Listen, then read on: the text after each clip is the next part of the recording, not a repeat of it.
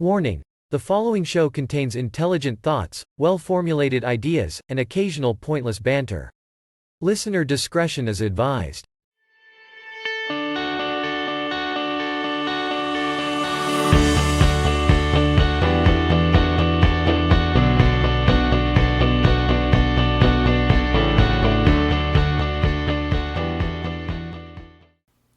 Hello everyone and welcome to Hashing Out the Details. I am your host, D.L. Williams.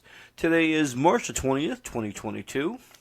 On today's show, we're going to talk about the NCAA basketball tournament, March Madness, which is now in full swing. We're also going to talk about a little something interesting. We're going to talk about the impact of movies on the mind, beyond just their simple entertainment value. I thought that'd be an interesting subject to talk about today, because I have some beliefs and thought processes on that. So we're going to talk a little about that later. First off, what I want to do is I want to tell you a little story about something that happened to me just yesterday, and it's kind of just stuck in the back of my head, so a lot of you may be able to relate to this. My wife and myself and my daughter were just sitting around our kitchen table getting ready to leave. We're going to go out for ice cream, and just to kill a couple minutes, I was flipping through like those circulars that you get in your morning paper.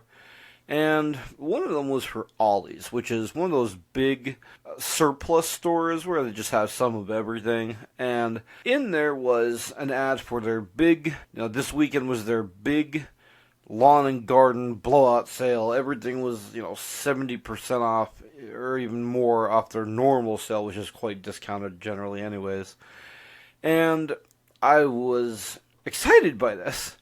I was looking at the ad, and I saw that they had, garden soil and potting soil on an incredibly discounted sale, about $1.99 for a cubic foot, which is dirt cheap compared to most places, especially garden centers and like a Home Depot or Lowe's and anything like that. That price is very, very good. Well, I saw the ad, and I looked at it, and I'm like, oh, look, honey, there's a big garden and outdoor sale this weekend. I have to get to this. So I picked up my phone and I started Googling their hours. And my wife turned and looked at me. And I said, what? And she goes, you're Googling Ollie's hours. I'm like, yeah.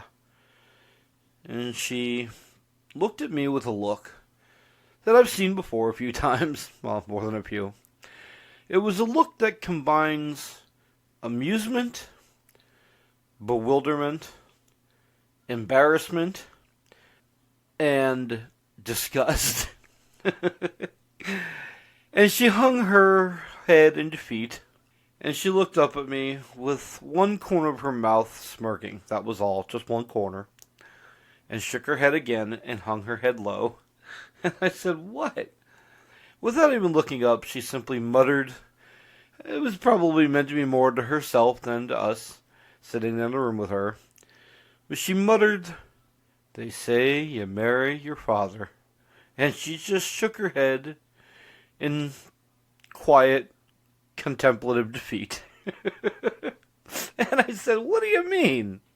Now, don't get me wrong, this is a statement she's made countless times throughout our life. And the look she gave me when I said I was Googling Ollie's hours, that look can only come from over a decade of marriage to me. And I again repeated, what? What do you mean? And she slowly lifted up her head and says to me, you're excited about the lawn and garden weekend sale at Ollie's surplus store. And you just Googled the hours so you could be there right when they opened, didn't you? And I said yes. And then it occurred to me, I am officially 110% a certified middle-aged white guy. Oh, my. I wasn't hurt. I understood. I really did. Because just in that look she gave me, and then really kind of making the statement about, you marry your father, her comments about, what I was doing, and yes, she was accurate in her her assessment of what I was trying to accomplish. Yes, I absolutely looked up the hours for Ollie's to find out exactly when they open so that I could be right there when the doors open and get it bought and be home with it. And it occurred to me that there was a time in my life when I was excited to go to a rock concert. I was excited over a football game. I was excited about a nice car. Now, I am excited about bags of dirt for $1.99. I don't want to say, oh, how the mighty have fallen, because I'm not sure I was ever mighty. And I'm not going to call it fallen. I'm going to call it I've matured. I've converted from a young man to, I suppose, a getting older man.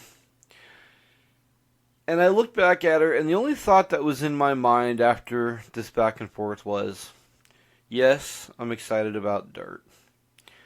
However, about a month ago, my wife decided to go bouncing with my 11-year-old daughter at a trampoline park called Defy near us. She bounced on those little trampolines for about an hour. Let me add a little bit of information to what I'm saying here, in that my wife suffers from bad knees. So I tried to tell her it was a bad idea, but no. She wanted to bounce with my daughter and her friends. And she did bounce. She bounced for about 90 minutes. And then, by the next morning, my wife could not walk. For 3 days, she hobbled painfully, tearfully, from one place to another throughout my home. She even missed work. So as my wife made fun of me for my excitement about dirt, I thought to myself, I remember a doctor's statement that the number one cause of injury in older folks is them forgetting that they're not younger folks anymore.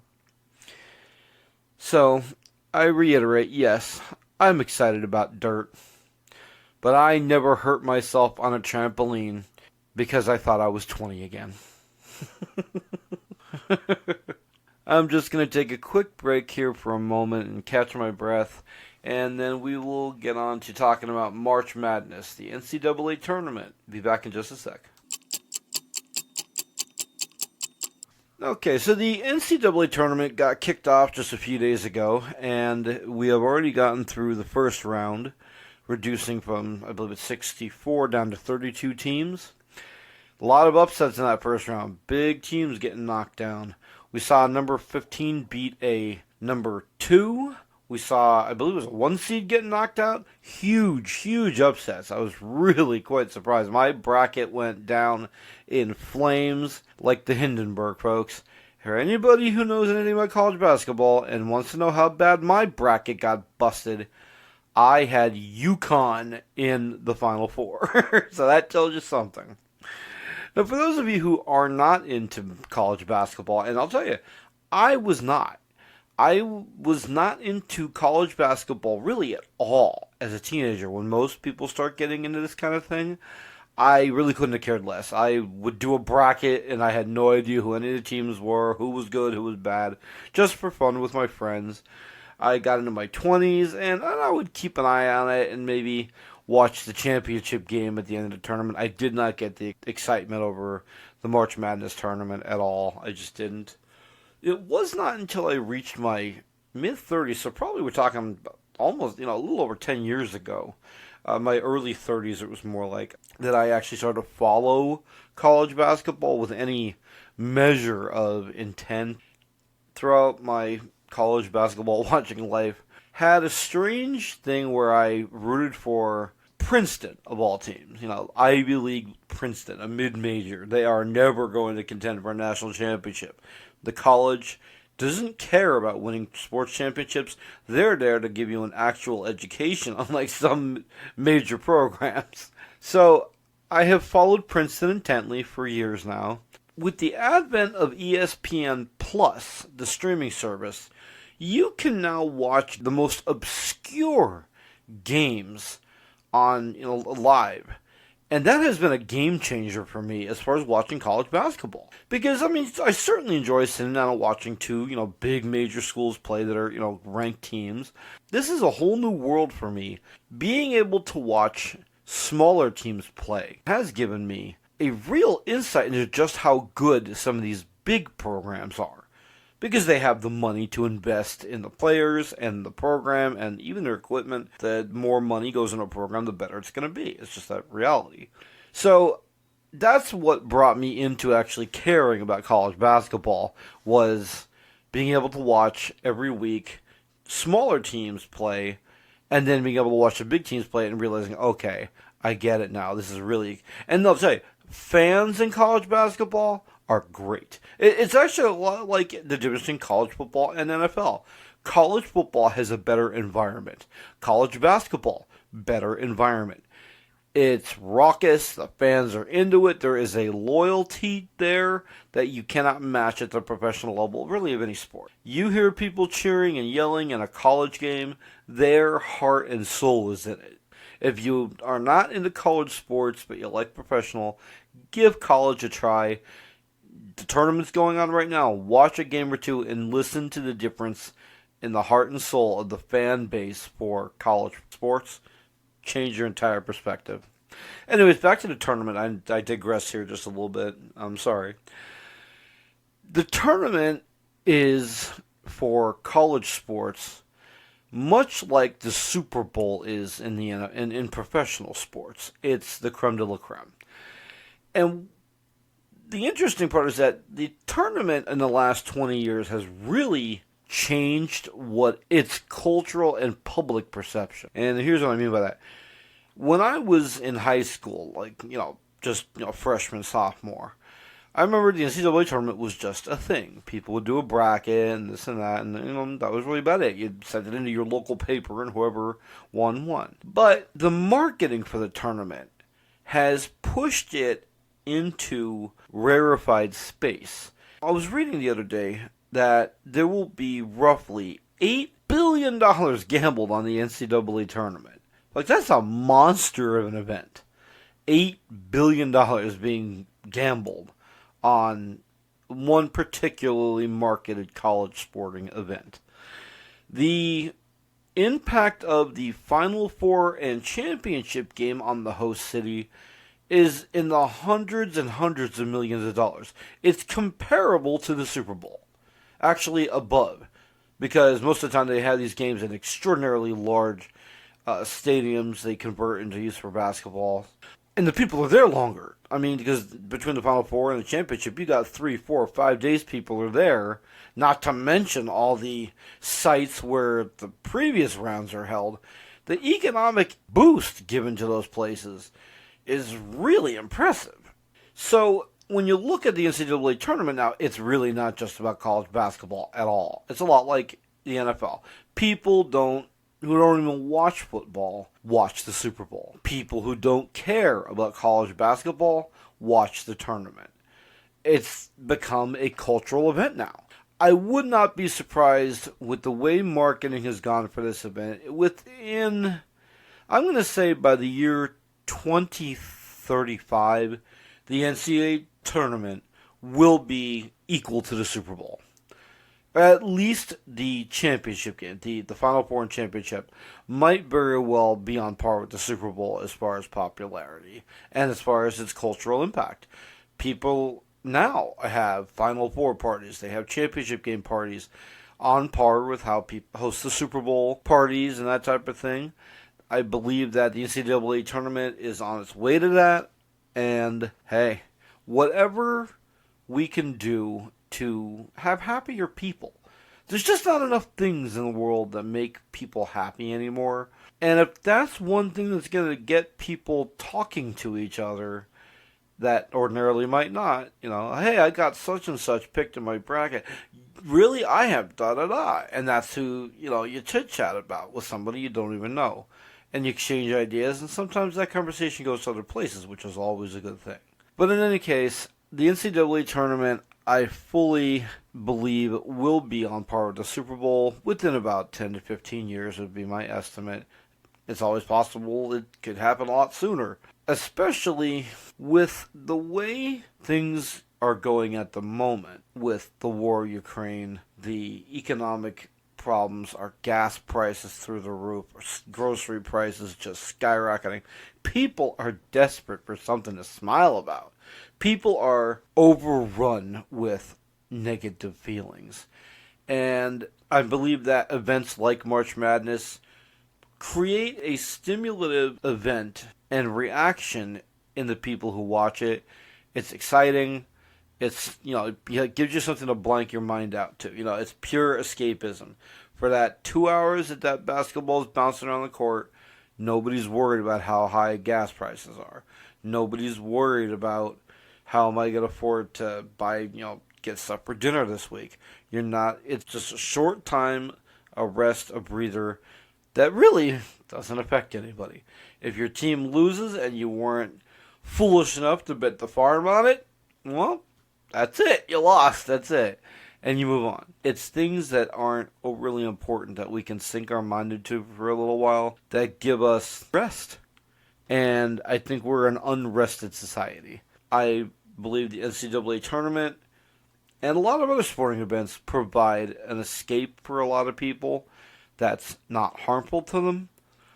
I get very aggravated when people say, oh, well, you wasted, all that time sitting around watching a sporting event. That's not wasted time, folks. That's rest time. That's time for your mind to not worry about the most important things in the universe and give yourself a chance to breathe mentally. I am a very strong proponent of taking time when you need time to get your head together so that you make smart decisions. And if things like March Madness, the Super Bowl, the playoffs, All-Star games, if they're going to give you that, if they give a certain segment of the population that, make it bigger so that more people have that. And bigger, and let more people have it. That's my stand on all that. That's what I believe in. I believe March Madness is a good thing. It's a fun thing. And I hope it certainly gets much larger as time progresses, and I hope I live to see it become an even bigger monster of an event. If you have any thoughts on the March Madness tournament, feel free to drop me a message or a comment section. And in just a moment, we're going to come back and we're going to talk about our main subject of the day, which is the effect of movies on us beyond the entertainment value. So, hang in for just a moment. We'll be right back. Okay, so we were saying I'm going to talk today about the impact of movies on people who watch them beyond just the obvious entertainment value of the film. I'm going to start off by talking about a particular genre that I have an affinity for, which is horror. Now, this is where me and my wife greatly split on our feelings about any particular genre of film, and horror is kind of our diverging point. We are very strong, firm Christian believers. We're churchgoers, and I'll be honest, I'm kind of on the outside of most of those who have a strong faith persuasion in that I thoroughly enjoy horror. I enjoy, on a certain level, I enjoy slasher movies and things of that variety. But I have a very philosophical personality. I'm not your average person when it comes to watching a movie, I'll be honest. I think I have a good feel for the pulse of most horror fans. I'm going to start off by saying I love slasher horror probably above most others. I am a huge Nightmare on Elm Street fan, but of course I'll sit down and watch Friday the 13th or Halloween any day of the week. I'll be honest with you, some of the best slasher movies were what you would consider B-rate films out of the 70s and 80s and even into the 90s. Some of those films had decent storylines and decent character development. Valentine's Day, great movie, at least the original. Sleepaway Camp is a movie that will blow your mind if you've never seen it before. Probably one of the greatest twist endings of all time. And in that, I'm going to say, is where real horror comes from. It's a story. I want you all to understand this is not a new phenomenon. The idea of, horror for entertainment. Horror novels have been out for hundreds of years. Horrific tales have been told around the campfire probably since campfires were invented. There is a certain value for a certain segment of people in the adrenaline rush from being scared. But you don't get scared of something, and you certainly can't. A horror story is only as good as your investment in the characters that are being stalked or killed or standing against whatever malevolent force is opposing them. And that is going to bring me to part of my point here. You cannot have a good horror story without a good hero to face the horror. Without an alien, you have no Ellen Ripley. Without Freddy, you have no Nancy Thompson. Without the horror character, without that great villain, you have no value to the one who stands up to them. There is great virtue to be learned and to be emulated from some of the characters that we encounter in these movies. I often think about how you can't teach someone what being a hero is or what doing good is if you can't show them what doing wrong is. Horror, in a lot of ways, shows us the absolute most abject evil that can exist. A lot of it, let's all be honest, is absurd. It's ludicrous to think that somebody would be like that. But then you go back and I want you to go and read about Albert Fish. That's a real-life man who puts virtually every horror villain I can ever think of to shame. Think about your Ed Geins. Think about your Ted Bundys. These were real-life supervillains in a way. These were real-life horror characters. Nobody says that reading a story about this person is going to warp your mind. But if you watch a movie, there are certain individuals who actually believe, and I mean they have their reasons to believe that it impacts you as a person to emulate the evil. I'm here to say that there is virtually no evidence to say that. But there's a great deal of evidence to say that it's not what you watch, it's who's watching it. I'm going to tell you that I've read through countless psychological and psychiatric journals looking for stuff that looking for any kind of studies or anything that might have related to this subject matter. And there's only been a handful of definitive studies done on the effects of films and visual media on actual behavior. And I was reading about a summary of this in the Journal of Psychological Science in the Public Interest. What they did was reviewed the results of all the known published psychiatric and psychological studies done on visual media, meaning movies, TV, and that type of thing. In the end, here's what they came up with. When you reviewed all the studies, there was a mildly measurable increase in aggressive, violent, or antisocial behavior upon viewing a violent or horrific. That number was a 0.024% increase lasting 1 to 3 days before returning to its pre-viewing baseline. For those of you who aren't statisticians, what that means is they established, before showing them some type of violent or antisocial, movie or show or something like that, they reviewed what that person's normal everyday behavior was like to establish a baseline, a pre-viewing baseline. And after viewing a violent or series of violent or aggressive or whatever have you films or movies or TV shows, for 1 to 3 days, there was a 2.5% increase in their aggressive or violent tendencies, which then returned to its previewing baseline after, again, that 1 to 3 days. However, when they reviewed the data, the actual hard data, the violent films seemed to only affect those who were already predisposed toward hyper-aggressive and violent tendencies. If they removed those particular individuals from the test results, there was no increase whatsoever. It was baseline before to straight baseline afterwards. Allow me to try and put that into plain English for you. If you were already an aggressive, hyper type of individual watching an aggressive or violent film or TV show or other visual media, kind of jacked up the personality trait you already possessed. And it only lasted for a couple of days. Those individuals increased their behavior by 2.5%. 2.5%. When you think of that number, that means out of an entire day, you might have spent about 3 minutes being, quote unquote, increased in violence, antisocial behavior, or aggressiveness. That's hardly an increase. And this is in somebody who's already inclined to those kinds of behaviors.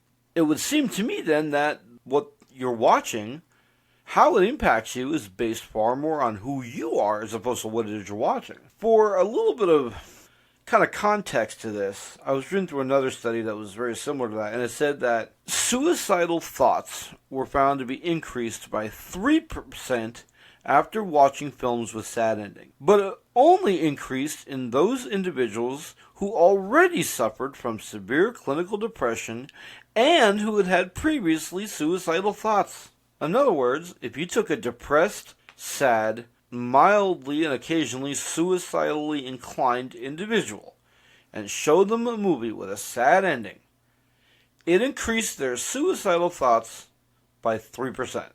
Once again, this swings us back to the thought process of it's not what you're watching as much as who it is that's watching it. So, how shall I say this? If you're a type of person who is naturally inclined to be aggressive, possibly even violent, or antisocial, you might just be affected mildly. And when I say mildly, I mean almost barely even measurable in a way that increases those tendencies. And if you're a depressed person, watching sad, depressing things might make you feel even more depressed and sad. Is it the films that we need to change? Or do people need to be responsible for themselves and say, I'm someone who might be affected by what I'm watching here. I'm already inclined to the types of things that I'm going to be viewing. Is what I'm viewing going to intensify my own already present personality traits? And if so, then maybe I should make a responsible decision not to view them. This is where I differ from many of my Christian brothers and sisters in that I don't believe you need to sanitize your viewing in such a way that you block out the existence of storytelling that is not entirely wholesome. I believe that you cannot face evil if you pretend it does not exist. Storytelling, in a way, such as films, gives us a chance to view the most horrific and horrible of happenings in a safe and secured way. Very few of us are ever going to take on the intense pressure of facing a homicidal maniac. Very few of us are going to face action type situation by watching movies where that happens. In a very safe way, we're all able to see how the heroes react. And it gives us a bullseye to shoot for should we ever face a terrible, dramatic, and traumatic situation. Now, is it always realistic? Of course not. How many times have we seen Rambo get shot, stabbed, practically burnt to a crisp, and jump up ready for more? In real life, when somebody gets shot in the shoulder, they're in a sling for months, they need reconstructive surgery, and it's extremely painful. But Rambo gets shot in the shoulder, sticks some dirt on it, picks up a machine gun built for a helicopter, and runs off and shoots people. That's not going to happen to any of us. That can't happen to any of us because it's not realistic. But if you, watching that movie, see Rambo shot in the shoulder and fall down a cliff and his closest friends and allies shot and killed in the big battle.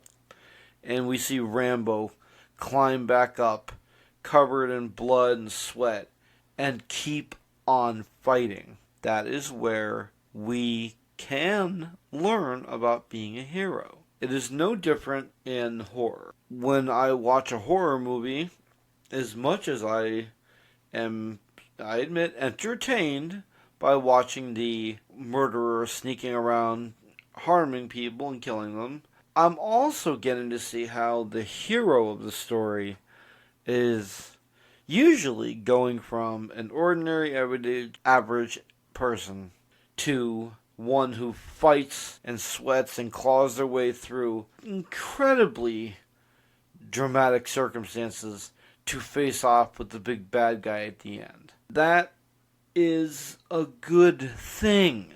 I repeat, that's a good thing. It is not wrong. It is not a problem. It is a positive influence on the minds of those watching. With what I've just said, I'm going to go off on a little side note here, which is related to all this, and I think you'll understand where I'm going. I'm asking you to stick with me here. Just stay with me, and you will understand where I'm going with all this in just a moment. When I said before that a lot of the value to horror, to violent, or what you might call antisocial behavior in films, is beyond the simple entertainment value of it. There is, like I said before, the aspect of the hero of the story.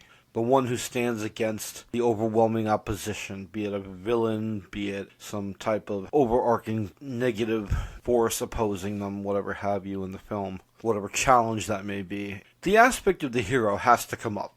I think, in a lot of ways, our modern culture has lost its understanding and its desire for heroes. There is a little talked about aspect of the male psyche. As a matter of fact, I virtually never hear this brought up, but it's so important. Every male on this planet, every man, every boy, has as one of his most basic psychological programs, he wants to be the hero. He desires it. He aspires to it. He wants to be a hero.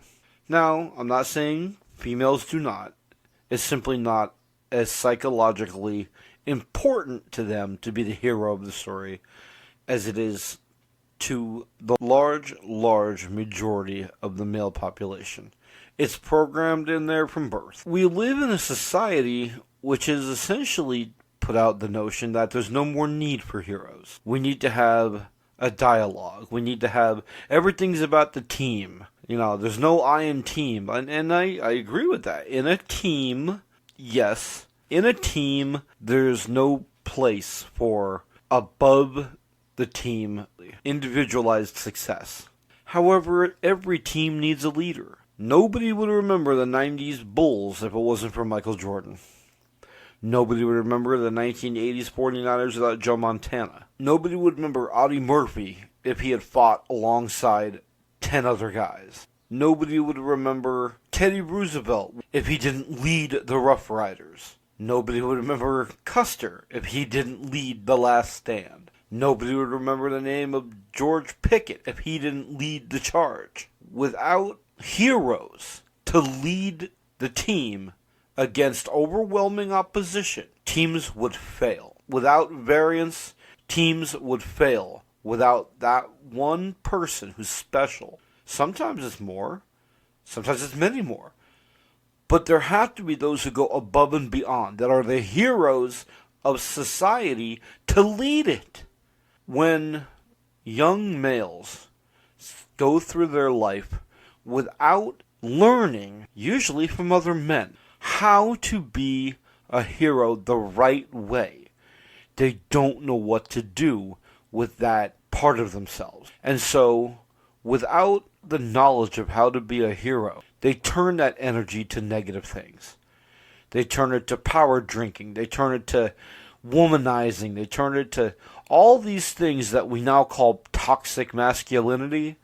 I don't call it that. I call it misplaced hero desire. Because that's exactly what you're seeing. You're seeing boy man who wants to be a hero deep down inside and can't display that in a properly matured way. So he expels that energy through negative means. And that is tragic. Absolutely tragic. You know, it's funny. There was back in the late 1800s, there was actually a debate similar to this, and it was about books that were violent or scary. Mary Shelley's Frankenstein had quite a bit of opposition in its day due to content.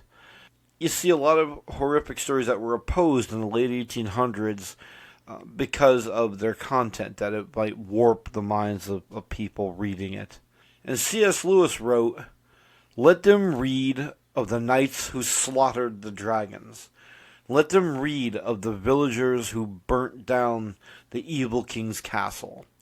Let them read of these things, so that they might know what good and evil are, and so that they may know what the great knight did, and emulate it out in this world. For they will face great evil, no matter what. It is far to their advantage if they've seen it before." Those are incredibly powerful words for today, folks.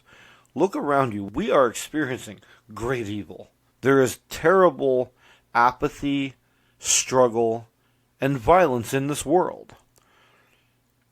If you've never seen what evil looked like, if you've never heard the tales of terrible things, and the hero that rose up to fight them, then you are ill-prepared and ill-equipped to face this world we live in.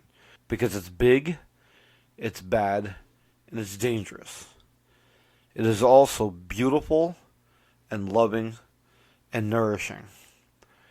But only with people who've been properly exposed to what true evil can look like, and seen what the hero did to oppose it. And, don't get me wrong, if they've had mature, properly mentally formed adults and friends and influences around to help shape what they've seen into life lessons and understandings, then you'll have a generation ready to face what this world is going to throw at it. I'm going to play a short clip for you, and I think you're going to understand what I'm talking about a little bit when you hear this. This is from one of my favorite movies called Secondhand Lions. Came out in 2003. Had Haley Joel Osment and Michael Caine and a host of other people in it. It was kind of quickly forgotten after it came out, and it was a box office flop, but it's actually an extremely poignant movie about the value of truly living. In it, there's a scene where one of the uncles is speaking to a young teenage boy, and he's talking about how he doesn't know what to believe anymore, what to believe in, what virtues, what truth really is. Something different for everyone. Does everybody get to make it up? What's good and what's bad? And he gives him a short speech, and I'd like you all to hear it, and I think you'll understand why. If after hearing that you think about everything I've said about how horror, aggressive, sometimes even violent films, books, media can have a positive impact on those who have a properly formed conscience and mental health, there is a value to be found in those types of stories. Go ahead and give it a listen. I'll be right back. It's a long speech I give the young man. Sounds like you need to hear a piece of it. Just a piece. Sometimes the things that may or may not be true are the things that a man needs to believe in the most. That people are basically good. That honor, courage, and virtue mean everything. That power and money and power mean nothing. That good always triumphs over evil. And I want you to remember this, that love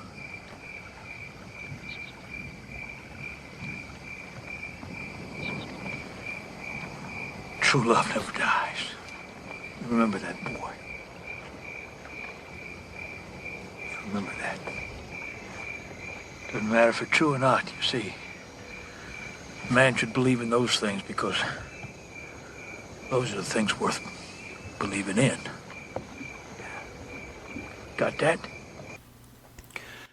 And so that's exactly what I'm talking about, my friends.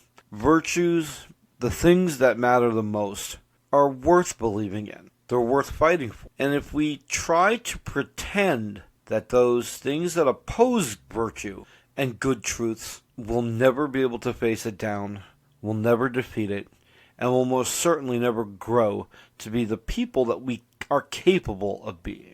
And so that's all the time I've got today. This has been Hashing Out the Details with D.L. Williams. I hope you all have a great weekend. Enjoy the nice weather as it starts to move in here, as spring is rapidly approaching, just a few days away.